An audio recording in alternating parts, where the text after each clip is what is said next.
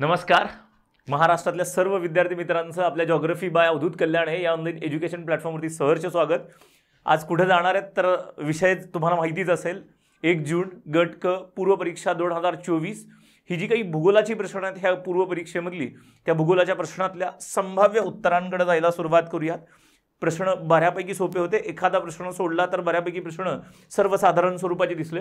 2011च्या जनगणनेनुसार महाराष्ट्रातील खालील जिल्हे आणि तिथली शेकडा शहरी लोकसंख्या यांच्या जोड्या लावा. अहिल्यानगर बघाल तर साधारणतः 20% जवळजवळ शहरी लोकसंख्या अहिल्यानगरची. यवतमाळवाला बघाल तर यवतमाळ कुठे दिसेल 21% जवळजवळ. सातारावाला भाग बघाल तर 18 ते 19% अशी राऊंड फिगरमध्ये आकडेवारी आहे. आणि त्याच्यानंतर लातूर कुठं असेल तर लातूर तुमच्या 25.5% जवळजवळ म्हणजे 25.47%. उत्तर जर बघाल तर 4 पासून पर्याय सुरू होतं. 4 पासून सुरू असणारा एकमेव पर्याय दिसेल तुम्हाला इथं. उलट जायचंय 4, 3, 2, 1 वाल्या भागावरती. तर ह्याचं संभाव्य उत्तर काय असेल तर पर्याय क्रमांक 3. उत्तर काय असेल तर पर्याय क्रमांक 3. 12व्या प्रश्नाकडे जाऊयात. सोपा प्रश्न एकदम. महाराष्ट्राचा अक्षवृत्तीय विस्तार आपण प्रत्येक बॅचमध्ये प्रत्येक लेक्चरमध्ये हे घेतोय. महाराष्ट्राचा अक्षवृत्तीय विस्तार बघा, मी तुम्हाला ऑलवेज सांगत असतो की अक्षवृत्तीय विस्तार रेखावृत्तीय विस्ताराच्या भागावरती प्रश्न येऊ शकतात. त्याच्यावरती अक्षवृत्तीय विस्तार जर बघाल तर रेखावृत्तीय विस्तारापेक्षा कमी. ऑब्वियसली तुम्हाला अक्षवृत्तीय विस्तार कमी, रेखावृत्तीय विस्तार 8 डिग्रीच्या जवळ, तर अक्षवृत्तीय विस्तार 6 डिग्रीच्या जवळ. महाराष्ट्र राज्यातून कर्कवृत्त जातं. कर्कवृत्त महाराष्ट्रातून नाही, गुजरात मध्य प्रदेशमधून जातं. महाराष्ट्राची पूर्व पश्चिम लांबी सुमारे 800 किलोमीटरची आहे. तर हे स्टेटमेंट बरोबर दिसेल तुम्हाला. ही गोष्ट महाराष्ट्राचं क्षेत्रफळ 3,07,713 चौरस किलोमीटर ही गोष्ट बरोबर दिसेल.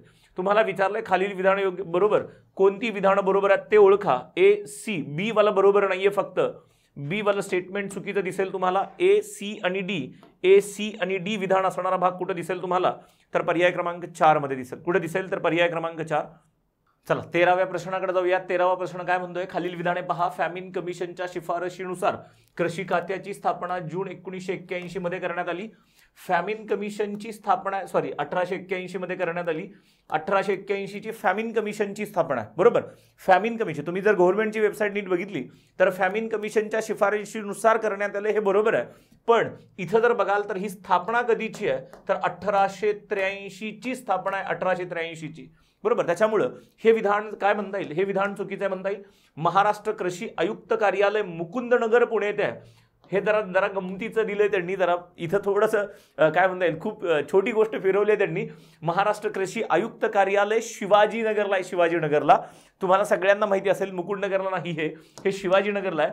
आणि तिसरं स्टेटमेंट काय, कृषी भूषण पुरस्कार माजी मुख्यमंत्र्यांच्या नावाने दिला जातो. तर यस, महाराष्ट्राचे माजी मुख्यमंत्री श्री वसंतराव नाईक यांच्या नावाने दिला जातो. कुठला, महाराष्ट्र कृषी भूषण पुरस्कार.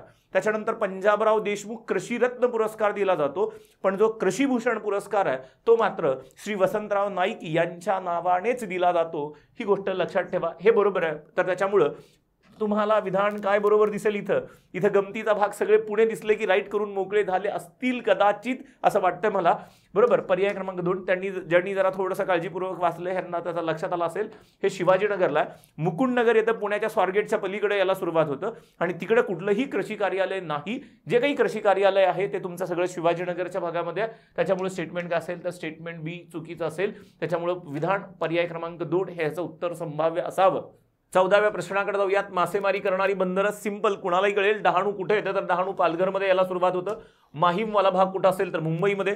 दाभोळवाला भाग कुठं असेल तर बघाल तर दाभोळ कुठं आलं तर तुमच्या रत्नागिरीवाल्या भागामध्ये. सिंधुदुर्गमध्ये कोण येईल तर तुमचा विजयदुर्ग येईल. म्हणजे 2, 1, 2 नंतर 1 असणारा पर्याय कुठं दिसतोय तुम्हाला. 2 नंतर 1 असणारा पर्याय क्रमांक 1 मध्ये दिसतोय. 2, 1 त्याच्यानंतर 4 त्याच्यानंतर कोण असेल तर 3 पर्याय क्रमांक 1. 15व्या प्रश्नाकडे जाऊयात. खालील थोडासा वेगळा प्रश्न होता. थोडंसं काय म्हणता येईल तुम्हाला एक्स्ट्रा जनरल नॉलेज माहिती असण्याची आवश्यकता होती. खालीलपैकी कोणती लिपी संताली भाषेमध्ये वापरली जाते तर ओल चिकी नावाची लिपी आहे. ही गोष्ट माहिती असायला पाहिजे. कोण असेल, जसं आपल्याकडे देवनागरी लिपी आहे, मराठी हिंदी असेल तर देवनागरी लिपी, तसं संताली भाषेमध्ये कोणती लिपी जर बघाल तर ओल चिकी नावाची लिपी वापरली जाते. पर्याय क्रमांक 2. पुढील शिखरांचा, पर्वत शिखरांचा भारताच्या भूगोलावरती असणारा प्रश्न. पर्वत शिखरांचा उंचीनुसार उत्तरता क्रम लावा. सर्वात मोठा माउंट एव्हरेस्ट, कांचनगंगा, मकालू. मकालू जर असेल तर सुरुवात कोणापासून व्हायला पाहिजे? मकालूपासून व्हायला पाहिजे. मकालूपासून सुरुवात होणारा एकमेव पर्याय दिसेल तुम्हाला, कोण दिसेल? तर पर्याय क्रमांक 3. कारण इथं डी पासून, इथं बी पासून, इथं जर बघाल तर सी पासून, इथं कोण असेल तर मकालू. मकालू नंतर तुमचा जर बघाल तर अन्नपूर्णा, अन्नपूर्णा नंतर नंदादेवी, नंदादेवी नंतर कोण असेल? कमी उंचीचा बद्रीनाथ असेल. पर्याय क्रमांक कोण असेल? तर पर्याय क्रमांक 3.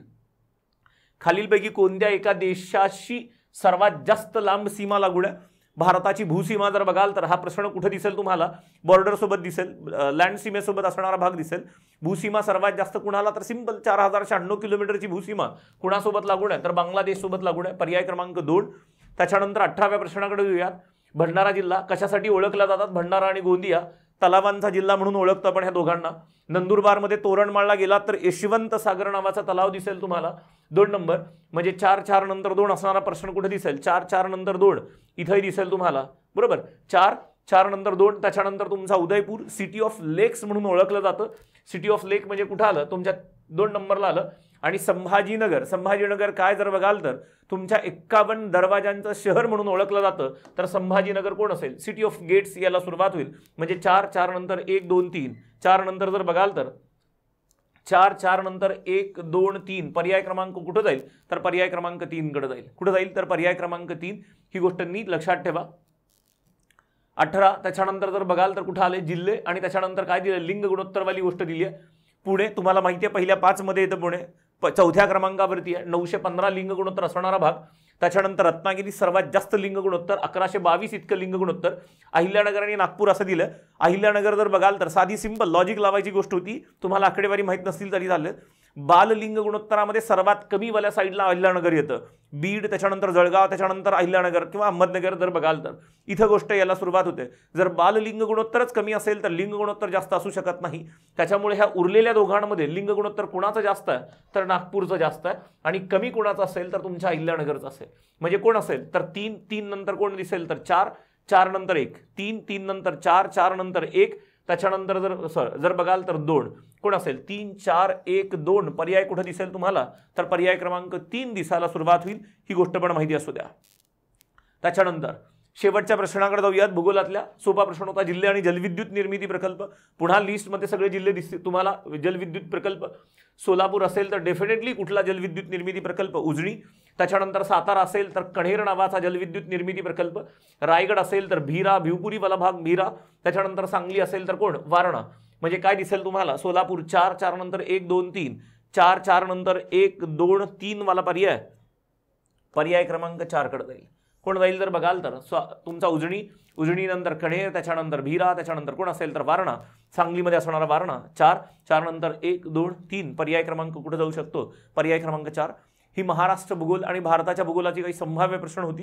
ह्याच्यामध्ये जर बघाल तर ह्या लेक्चर पुरतं फक्त हा संभाव्य उत्तरांचा भाग होता. पटकन तुमच्यापर्यंत संभाव्य उत्तरे पोहोचावीत आणि तुम्हाला लवकरात लवकर आपला स्कोअर कळावा ह्याच्यासाठी केलेला हा प्रयत्न आहे. ह्या भागापुरतं इथंच थांबूयात. जय हिंद, जय महाराष्ट्र.